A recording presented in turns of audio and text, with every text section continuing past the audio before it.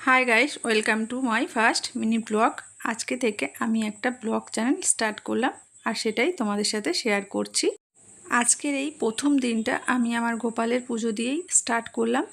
আর এই চ্যানেলে আমার ডেইলি লাইফস্টাইল, আমার রান্নাবান্না আর আমি কি করছি সারাদিন সবটাই তোমাদের সাথে শেয়ার করব। তাহলে চলো ব্লগটা দেখতে থাকো।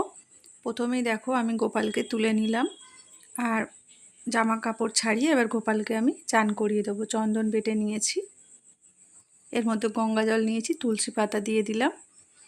এরপরে গোপালকে ভালো করে চান করিয়ে দিলাম, দিয়ে গোপালের জামা কাপড় ছাড়িয়ে নতুন একটা জামা পরিয়ে দিলাম, না নতুন না, যেটা বাড়িতে পরে সেটাই পরিয়ে দিলাম। এবার ভোলানাথকে চান করিয়ে দেবো।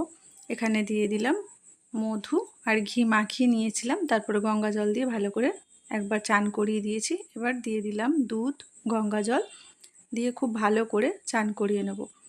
এবার দেখো রাধা মাধব আছে আমাদের, তার মধ্যে দিয়ে দেবো চরণে তুলসী পাতা, চন্দন দিয়ে দিলাম। গোপালের কাছেও একটা তুলসী পাতা দিলাম। এবার দিয়ে দিলাম শিবলিঙ্গর মাথায় বেলপাতা। এবার সমস্ত ঠাকুরকে ফুল দিয়ে দেবো। আর আজকে কোনো মালা পাইনি, তাই জন্য এই কুচো ফুল এনেছে, ফুলগুলোই দিয়ে দিলাম। এবার সেবার জন্য দিয়ে দিলাম গোপালের বিস্কুট, মিছরি, চিড়ে আর যা ছিল বাড়িতে সেটাই দিলাম, সাদা মিছরি। এগুলো দিয়ে ভগবানকে সেবা দিয়ে দেবো। আর তোমরা তো জানোই গোপালকে সেবা দিলে আগে তুলসী পাতা দিতে হয়, তো দিয়ে দিলাম। এবার প্রদীপ জ্বালিয়ে আরতি করে নেব।